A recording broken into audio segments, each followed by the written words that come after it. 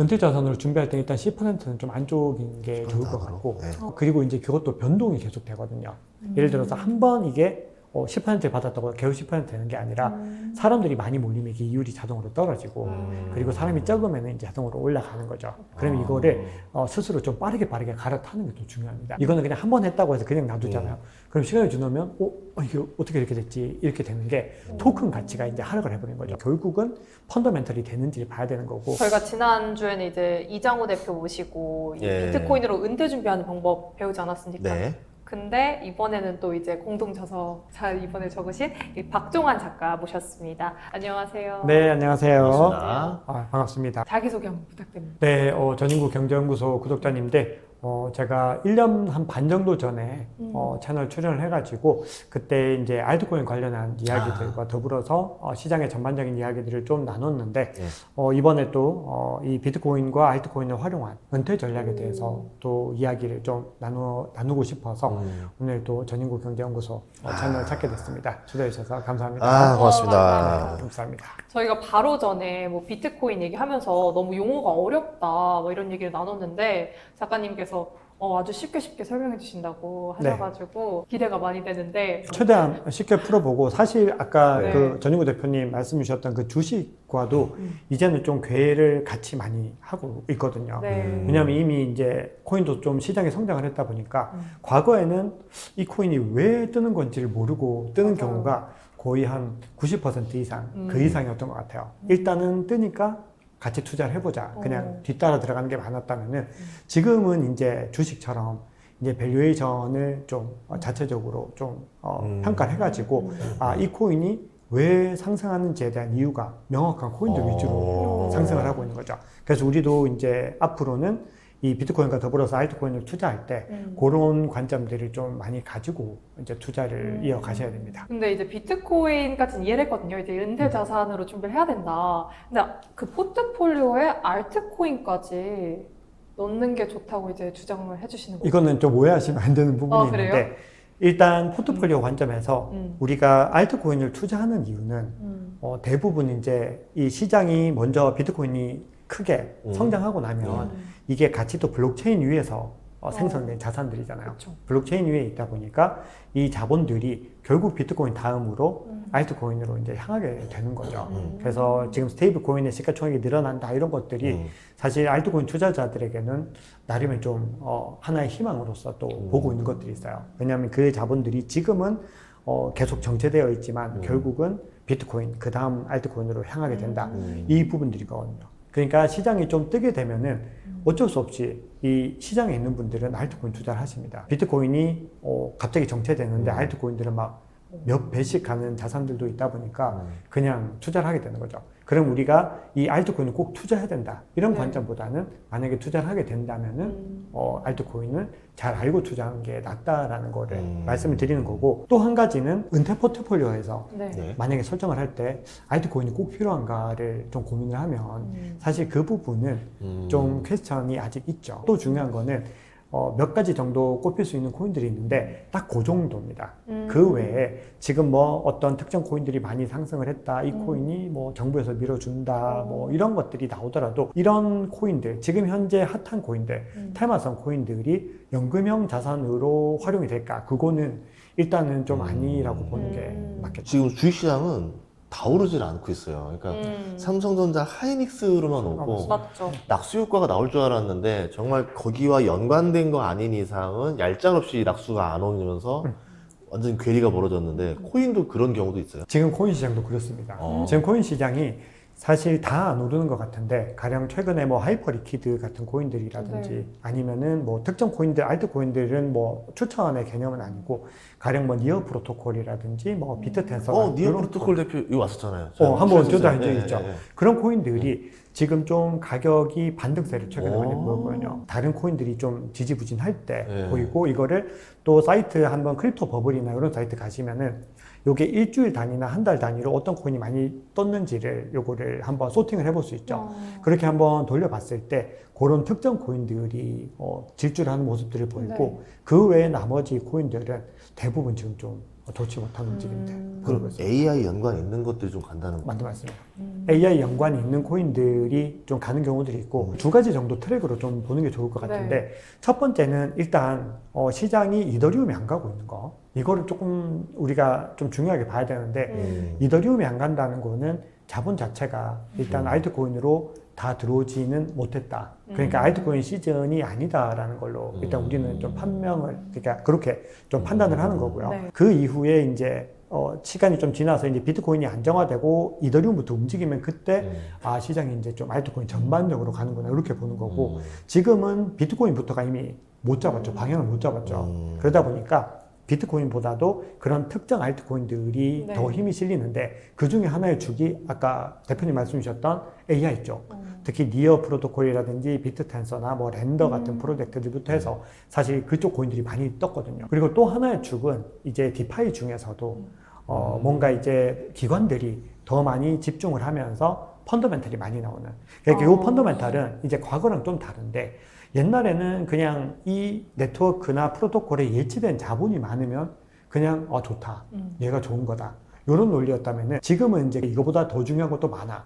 라는 쪽으로 관심이 가다 보니까 이 네트워크에서 수수료 매출이 얼마나 나오는지 그리고 이 수수료 매출을 가지고서 얘네가 이제 어떻게 활용을 하는가 이걸 가지고서 특정 코인들 가령 하이퍼리퀴드가 최근에 가장 핫했던 코인인데 이런 코인들은 이걸 가지고 본인들이 펀드를 만들어 가지고 이 하이프 토큰을 계속 또 사들이는 거죠. 그러면은 공급을 희석시킬 수 있으니까 자연스럽게 가격 탄력이 더 많은 거죠. 그러다 보니까 기관들은 더 많이 수요가 만들어지고 ETF를 출시했더니 ETF 수요는 더 많이 나오고 그래서 최근에 계속 신고가를 경신했거든요. 그러니까 그런 특정 코인들은 지금도 시장 관계없이 펀더멘탈로 가고 있는 것들. 요게 이제 사실 주식과 완전 똑같지 않습니다. 주식은 전체적으로 시장 자체가 좀 좋잖아요. 그래도 미국 나스닥도 많이 가고. 네. 근데 비트코인은 훨씬 더 좀 지금 척박한 상황인데도 네. 이런 코인들이 가고 있는 것들이 좀 유의미하게 저는 이제 보고 있어요. 저희도 그 가끔 그 외국 파운더들 많이 와서 인터뷰 하잖아요. 그래서 제가 맨날 물어보는 게 어떻게 활용될 수 있냐를 맨날 물어보거든요. 근데 이제 어떤 가능성들을 얘기 많이 했었는데 AI 쪽은 실제로 좀 쓰고 있는 얘기들을 많이 해주고 있었고 제가 또 미국 실리콘밸리 가보니까 AI 가지고 이제 프로그램을 만들어서 스타트업 대표들이 생겨나기 시작하더라고요. 이제 AI 가지고 뭘 만들어서 뭔 사업을 한다는데 어떻게 하냐면 이제 보안 쪽이 문제가 많이 날 건데 블록체인으로 엮질 않으면 이거 뚫린다. AI 때문에. 그래서 블록체인화를 다 이제 시켜놓는 게 이제 베이스가 되면서 블록체인을 쓸 수 있는 AI와 이게 연관되는 곳들이 각광을 받을 수밖에 없는 상황이더라고요. 그래서 오른 것들도 있는 것 같아요. 맞습니다. 네. 우리가 이제 요거는 좀 기대감을 좀 반영한 거긴 합니다. 이거를 뭐 반드시 그렇게 단기간에 될 거다 이것보다는 AI가 발전할수록 블록체인을 통해서 이 보안에 대한 것들, 이 블록체인은 누구도 함부로 건드릴 수 없는 것들이죠. 보안 관점에서 누구도 정보를 마음대로 변경하거나 침해할 수 없는 부분들을 가지고서 AI에 활용할 수 있다는 것들이 있고 또 하나는 이 AI 에이전트 생태계가 어쨌든 이 AI 에이전트라는 것이 이 기반 자체가 블록체인을 기반으로 하게 되는 거죠. 그러면 앞으로 마이크로 결제를 비롯해서 그리고 AI 에이전트들은 이제 어떤 우리가 선택하지 않고도 자동으로 다 모든 것들을 할 수 있다라는 측면에서 결국은 이 위에서 스테이블코인이 활용돼야 되고 그리고 블록체인이 활용돼야 된다는 점들을 강조를 하는 거죠.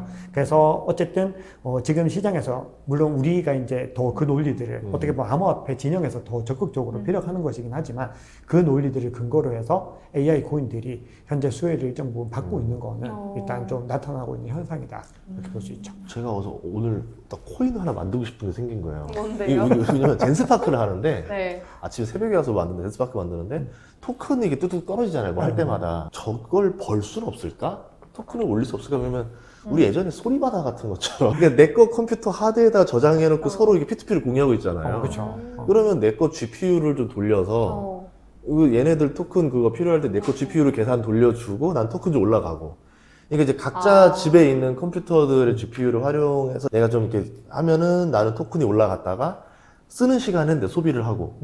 그렇게 되면 토큰이 올라가고 내려가고 토큰 거래하고가 되면 이건 블록체인처럼 거래를 할 수밖에 없잖아요. 이게 이미 좀 많이 이루어지고 있는 있어요? 개념들이 이게 이제 빠르다. GPU 공유 같은 경우는 렌더라고 하는 프로젝트가 대표적으로 네. 굉장히 좀 많이 각광을 받았고 아. 지금도 AI 코인들 중에서 뭔가 그럴싸해 보이지만 실질적으로 장기적으로 가치가 있는 코인을 꼽으라고 하면 사실 또 몇 개 안 되긴 하거든요. 이 성과로 봤을 때. 네. 그 중에서 랜더 네트워크 같은 경우는 뭐 성과가 있습니다. 인구 대표님 말씀하셨던 그 똑같은 원리고 GPU를 공유하고 그리고 이게 또 조금 더 확장하면은 이 랜더 같은 경우는 AI 코인이면서 DP인이라고 하거든요. 결국 DP인이라고 하는 게 이런 물적 네트워크를 갖다가 이제 같이 공유를 하면서 이걸 토큰으로 네. 주는 거거든요.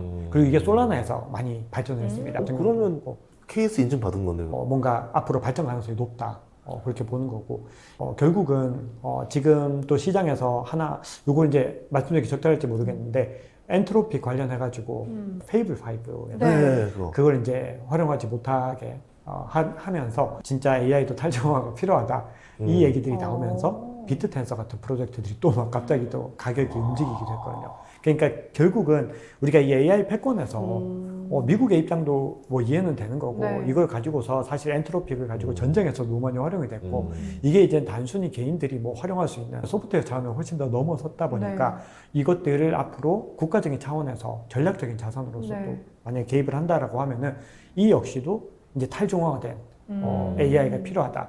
이런 것들이 계속해서 각광을 받으면서 이제 아직은 내러티브지만 그럼에도 그런 코인들이 좀 많이 성장을 하고 있죠. 뭔가 들어보니까 코인의 세계와 AI의 세계가 뭔가 융합되는 그런 느낌인데 맞습니다. 지금 교점 계속해서 만들고 네네. 있는 거죠. 실생활에 점점 이제 코인이 묻어 들어가는 거잖아요. 네, 맞습니다. 네. 실생활에 들어가고 그래서 아까 대표님 말씀하셨던 것처럼 실사용성 대부분 이제 그 얘기를 하고 있거든요. 이 코인이 어디에 쓰는 거야? 이걸 썼을 때 어떤 이익을 줄 수 있고 이게 그래서 결국은 계속 많이 쓰일 것 같아?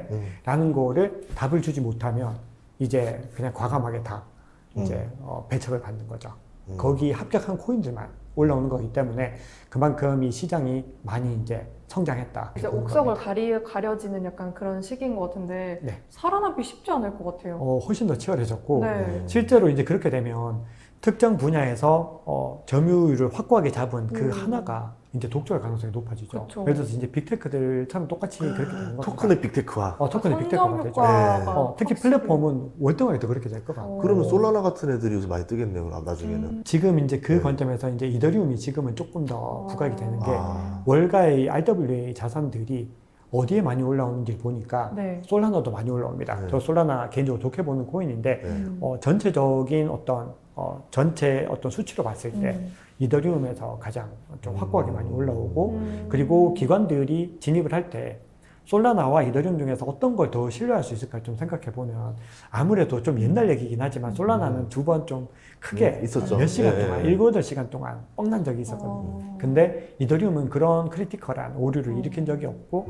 더 안정적이고 네. 더 탈중화가 되어 있다라고 보는 거죠. 실제로 뭐 그건 사실이기도 하고. 그래서 지금 시점에서 이더리움과 솔라나 중에서 조금 더 이제 일반적인 투자자들이 더 좀 장기적으로 봐야 되는 거는 이더리움이 조금 더 무게감이 있는데 그럼에도 솔라나도 사용성 측면과 그리고 이 월가를 같이 품으면서도 개인 사용자들 네. 또 사용성들 봤을 때는 솔라나도 굉장한 체인이기도 하거든요. 그래서 한 두 가지 정도를 일단 대표적인 플랫폼으로 보시는 게 좋죠. 그러면 이더리움 솔라나 말고 좀 더 플랫폼 될 수 있으면 후보군 또 있어요. 개인적으로 이제 보고 있는 것들 중에서는 일단 지금 뭔가 활동을 계속해서 하고 있는데 뭔가 가격 퍼포먼스는 거기에 비해서 많이 좀 못 나오고 있는 체인 중에서 개인적으로는 수위 같은 체인들 좀 수위? 보고 있고요. 그리고 이거는 이제 어떤 정말로 종목 추천 아닙니다. 가령 기관들의 특화된 체인들을 뭐 생각한다라고 하면은 최근에는 뭐 캔톤 같은 프로젝트들도 또 많이 부각이 되고 있거든요. 그 외에 또 하이퍼리퀴드도 사실 레이어 1 플랫폼이면서 탈중앙화 거래소 또 프로토콜로서도 활용이 되고 있는데 하이퍼리퀴드도 기관들의 사용이 굉장히 많은 또 체인으로 볼 수 있기 때문에 이런 체인들이 일단 연금형 성격에 들어간다 이렇게까지 말씀을 드리기에는 네. 워낙에 네. 신생이기 때문에 검증을 해야 되지만 지금 현재 시점에서 기관들의 진입과 그리고 어떤 금융 패러다임의 어떤 전환들 네. 이런 것들을 대비했을 때는 뭔가 주목해볼 만한 가치가 있다 이렇게 생각하는 거죠. 저는 그냥 코인을 단순 주식으로 생각하고 주식은 갖고 있다고 해서 뭐 뭔가 이윤이 없잖아요. 근데 이 비트코인은 이거 읽어보니까 스테이킹이라고 뭐 활용할 수 있는 게 있더라고요. 이 비트코인은 이제 네. 맡기는 서비스들이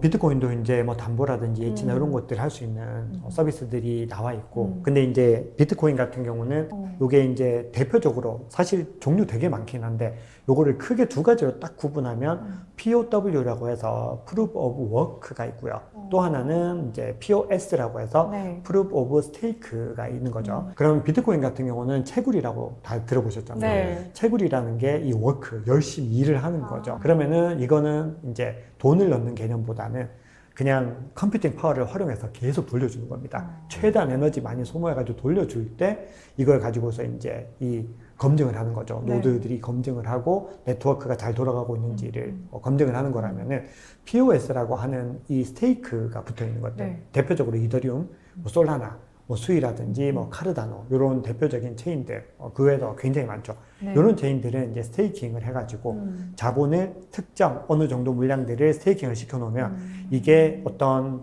예치를 해가지고 돈을 받는 그런 개념보다는 원리는 거의 비슷하지만 이 네트워크를 지켜준다. 즉 만약에 이더리움에 내가 1이더를 맡겨놨다. 그러면 네. 이 1이더가 이더리움 네트워크의 보안과 안정성을 지켜주는 거죠. 그러면은 네트워크 입장에서는 뭔가 당신이 돈을 써가지고 우리 네트워크에 기여를 하고 있군요. 라고 하고 이더리움으로 주는 거죠. 그래서 그게 연 이율이 일반적으로 한 3%에서 한 5% 정도 되거든요. 꽤 되는데요? 꽤 되는 거죠. 네. 그러니까 이더리움 가치도 올라가는데 이더리움 개수도 계속해서 이더리움을 주니까 늘어나는 거기 때문에 이게 시간이 지날수록 복리 효과가 되게 크거든요. 그래서 그걸 이제 제가 시뮬레이션 해가지고 해봤더니 우리가 생각하는 것보다 훨씬 더 크긴 하더라고요. 다만 이제 전제는 이더리움이 계속해서 가격이 좀 상승해야 되는 그게 있죠. 물론 개수는 늘어나지만 이더리움 가격이 늘어나지 않는다고 하면은 개수만 늘어나는 건 사실 좀 의미가 부족하잖아요. 재밌겠네. 저번에는 우리가 비트코인만 가지고 적립해서 은퇴한다는 시나리오를 짜봤는데 이더리움을 가지고 스테이킹 계속 걸면서 은퇴하는 시나리오는 더 빠른 거 아니에요? 더 빠르죠. 그래서 이거를 최근에 이제 비트마인이라는 회사가 하고 있는 전략이 네. 딱 이건데 사실 둘 다 최근의 상황은 그렇게 좋지는 못하니까 네, 맞아요. 단기 미진원 손실이 뭐 비트마인은 거의 13조, 14조 뭐 거의 천문학적이고 거기다가 이 스트레티지가 최근에 상황 보면 네, 팔았잖아요. 팔았잖아요. 맞아요. 32달러를 팔았는데 이게 좀 생각보다 시장에 영향을 지금도 계속 주고 있거든요. 그 심리적인 영향이 갔죠. 심적인 영향이 큰데 이게 실제로 결과로 나오고 있어요. 이게 어떤 결과가 나오고 있냐면은 최근에 스트레티지가 공식적인 본인들 홈페이지랑 공식 X에다가 32라는 숫자가 좀 중요한가 봐요. 그래서 32달러 팔았는데 본인들이 32년 동안 배당을 줄 수 있다. STRC라고 해서 이 우선주를 발행을 했거든요. 네. 이거를 줄 수 있다라고 했는데 이 우선주 가격이 100달러가 액면가 고정이 돼 있는데 90달러까지 내려갔다가 오늘 촬영 시점 아침에는 90달러 아래로 내려가 버렸거든요. 아이고. 또 깨지네. 그러니까 시장에서 못 믿겠어. 너가 하는 얘기를 내가 지금 신뢰를 할 수가 없다. 이렇게 보고 있는 거죠. 근데 이걸 갖다 누가 똑같이 또 따라했냐 하면은 비트마인이 우리도 그럼 줄게. 해가지고 배당주를, 우선주를 이제 발행을 했는데 이것도 시작하자마자 100달러 고정되어 있는 게 바로 그냥 시작하자마자 내려가 버렸거든요. 그 얘기는 시장에서 이 전략을 아직까지는 좀 신뢰를 덜 하고 있다. 아직은 좀 아닌 것 같다. 이렇게 본다는 게 좀 합리적인 거죠. 근데 왜 비트마인을 말씀을 드렸냐면은 이 비트마인이 그럼 배당 재원을 어떻게 마련할 것인가. 이 부분들이 스테이킹으로 들어온 돈들도 또 일정 부분 기여를 하는 거거든요. 물론 계속해서 본인들이 뭐 주식을 팔아가지고 돈을 마련하는 게 주겠지만 본인들이 지금 가지고 있는 이더리움을 전부 다 거의 90% 이상 다 스테이킹을 해버렸거든요. 근데 일반적으로 그렇게 하진 않거든요. 왜냐하면은 스테이킹을 한다는 거는 내가 이 코인과 사실상 뭐 거의 뭐 엄청나게 오래 가겠다는 의미예요. 그렇죠. 왜냐하면은 가격이 갑자기 내려갈 때 스테이킹을 해제하려고 하면은 이게 출금 대기열이 생겨버려가지고 팔 수가 없어요. 아이고. 그렇게 되면은 가격이 뭐 한 20% 하락하고 나서 이거 온 스테이킹을 해봤자 네. 이 팔 수도 없는 거잖아요. 그래서 일반적으로는 한 30%에서 50% 정도를 적정으로 보는데 비트마인은 90% 이상 우리는 그냥 간다. 이렇게 된 거죠. 그러면은 그걸로 만들어내는 현금 흐름이 어느 정도가 봤더니 또 엄청나게 많이 나오고 있는 거를 확인할 수 있는 거죠.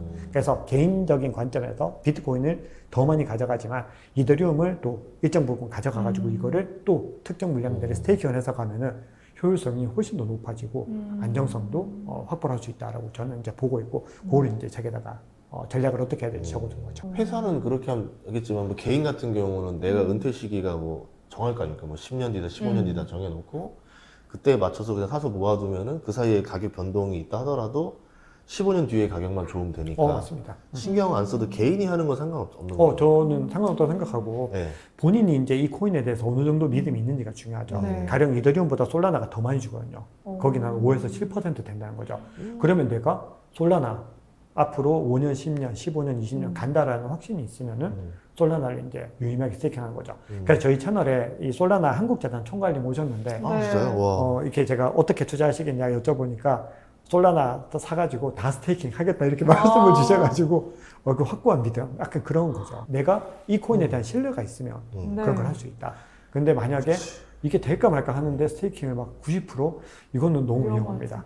그 감당이 안 된다고 봐야죠. 스테이킹 해도 어차피 이자로 스테이킹 받는 거잖아요. 네. 근데 제가 뭐 빚져서 한 거 아닌 이상은 그 안에서는 맞습니다. 그냥 코인 개수만 더 늘어나는 거니까. 그렇죠. 그리고 또 이제 네. 스테이킹 중에서도 종류가 몇 가지가 또 나눠지는데 이게 솔로 스테이킹이 있고 유동성 스테이킹이 있고 그냥 거래소 스테이킹이 있거든요. 그러니까 솔로 스테이킹은 우리가 채굴자가 직접 되는 겁니다. 32개의 이더리움이 필수적으로 그 이상이 필요하고 그 정도를 가지고서 이제 클라이언트랑 실행 클라이언트라든지 합의 클라이언트 프로그램을 깔면은 이걸 이제 채굴하듯이 똑같이 이제 운영을 할 수 있죠. 내가 밸리데이터가 돼가지고 노드 운영을 하는데 아 그게 밸리데이터예요? 네, 밸리데이터입니다. 이게 채굴자랑 똑같은 개념이에요. 밸리데이터가 이 POS에서는 밸리데이터가 채굴자거든요. 네. 그래서 이 노드를 운영해가지고 내가 이걸 이제 지켜내겠다. 근데 이거는 만약에 참여를 한다라고 하면은 이 네트워크를 좀 많이 좀 볼 줄 알아야 되겠죠. 그러니까요. 내가 이거 컴퓨터를 그냥 켜놓고 그렇게 하기 좀 제한이 되니까 네.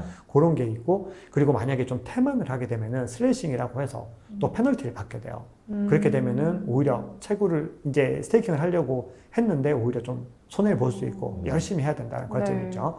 그 다음에 우리 제일 많이 활용하는 거는 이제 거래소를 좀 주로 쓰는데 이 거래소는 그냥 업비트나 빗썸에 스테이킹 하면 그냥 너무 쉽게 클릭 몇 번 딱딱 하면 되는 거죠.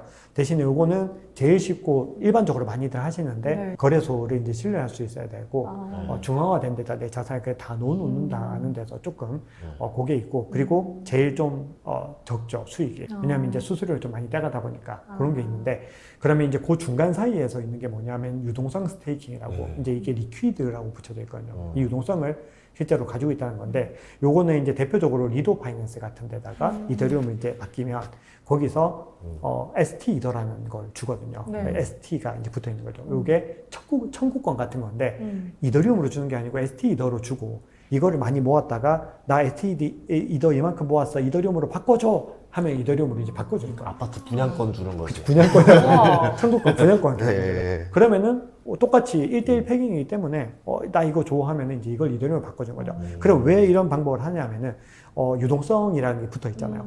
이거 스테이킹을 해버렸더니 이게 대책이 없는 거죠. 이게 막 그냥 넣어놓으니까 좀 손해보는 느낌이 좀 있잖아요. 물론 이익을 그만큼의 스테이킹 이자를 주지만 이걸 조금 더 효율적으로 해보면 어떨까 싶어가지고 이더를 준 거고 이걸 가지고 또 다른 디파이에서 또 일정 부분 활용을 하는 거죠. 가령 뭐 에이브 같은 데 가져가가지고 이걸로 담보를 넣고 이거 이더리움이랑 똑같아 하고 담보를 넣고 이걸 가지고 또 스테이블 코인 또 빌려가지고 이걸 가지고 또 일정 부분 활용을 하는. 근데 이게 이제 조금 계산을 잘해야 되는 게 이게 레버리지가 또 너무 높아지게 되면은 여기서 또 청산 위험이 발생할 수 있어가지고 아무래도 대출을 그걸로 받거나 하기 때문에 요거를 이제 좀 딱 균형 잡힌 걸 좀 잘 해야 되죠. 그러니까 만약에 이걸 너무 제한 없이 하게 되면은 이게 너무 폰지처럼 활용이 돼버리니까 이게 어떻게 보면 이 디파이의 근간을 흔들 수 있는데 딱 효율적인 수준에서 딱 요 정도의 효율을 추구하는 요런 전략들이 필요한 거죠. 그래서 그런 것들을 같이 좀 많이 고민을 해보고 하면은 이 은퇴할 때 비트코인만 가지고 있는 것도 물론 저는 되게 좋은 전략이라고 보는데 네.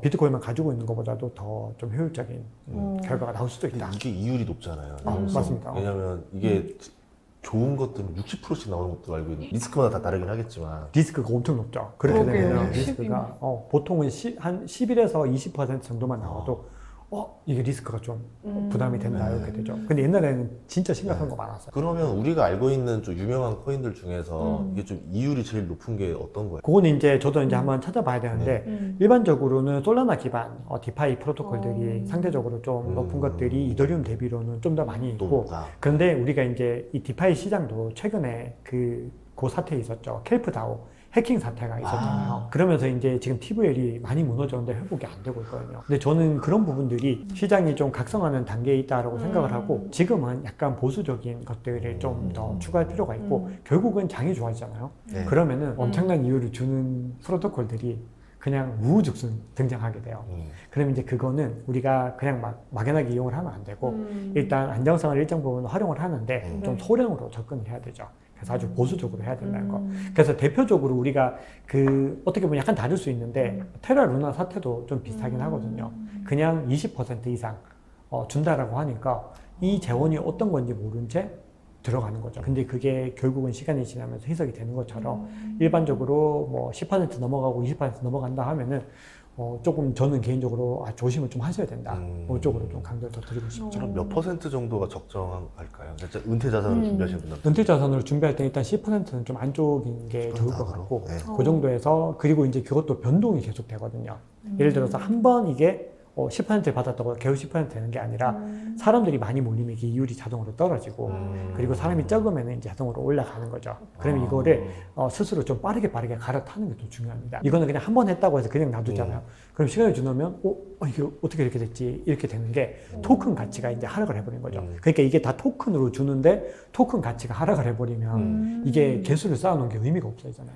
그러니까 토큰 방어가 되는지, 즉 이 토큰 방어가 된다는 건 결국은 펀더멘털이 되는지를 봐야 되는 거고, 그럼 이 프로토콜이 실질적으로 유의미하게 성과를 내고 있는지를 계속해서 관찰해야 되는 거죠. 그래서 그 관점으로 포트폴리오를 짜는데 안정적인 거를 훨씬 더 많게 한 7, 80% 이상으로 좀 배분을 하고 나머지 금액들을 가지고 좀 위험한 것들을 같이 시도를 해보는 거죠. 그래서 그 균형들이 굉장히 중요합니다. 알트코인 투자하면 머리가 너무 아플 것 같은데요? 나도 이게 외계어로좀 들렸는데 이제 지금 자연스럽게 물어보잖아요. 이게 나도 작년에 외계어처럼 들렸어요. 니들 하실 수 있을 것 같아서 이렇게.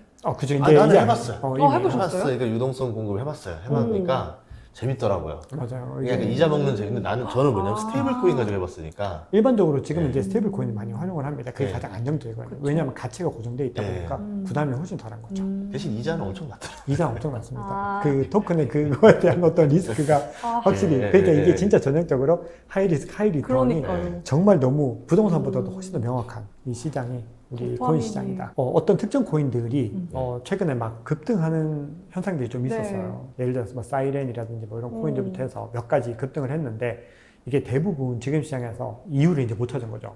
이게 왜 뜨는 거지? 이유를 찾을 수가 없는 거죠. 그래서 이거를 조금 더 심층적으로 들여다보는 겁니다. 이게 누가 이렇게 하는가 딱 보면은 대부분 그 재단이나 팀에서 물량을 한 90% 쥐락펴락 하면서 본인들끼리 사고 팔고 하면서 가격을 막 올리는 거죠. 그래서 시세 조정 가능성이 있다 이렇게 뜨면은 거의 대부분은 시세 조정이 맞더라고요. 그래서 그렇게 되니까 순식간에 하루아침에 55% 60%또 떨어졌거든요. 네. 그래서 그런 코인들이 접근할 때는 이따 펀더멘털 검증은 안 된다는 걸 봐야 되기 때문에 그럴 경우에는 내가 트레이딩 관점에서 이 빠르게 사고 팔 수 있는지를 좀 판단을 해야 되죠. 그래서 생업이 있어가지고 내가 계속해서 시장을 들여다볼 수 없는 분들이 그렇게 투자를 하면은 한 1년 뒤에 보면은 대부분 마이너스 8, 90%더라고요.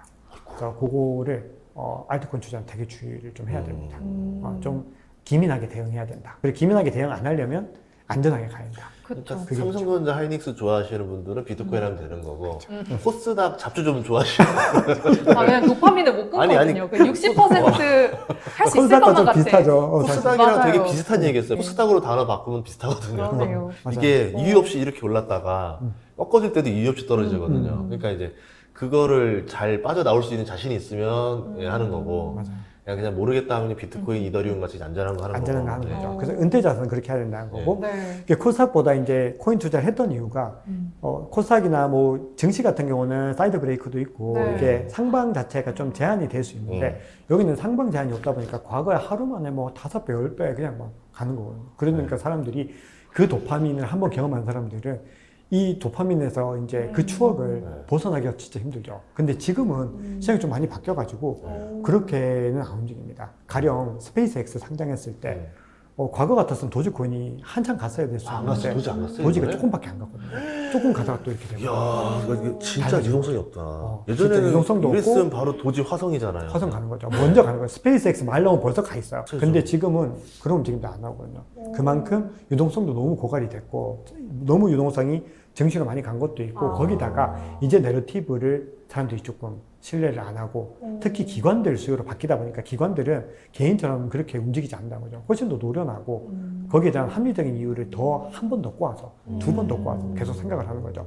그래서 난이도가 과거보다는 훨씬 높아진 시장이다라는 거는 저는 좀 체감상 좀 느끼는 것 같습니다.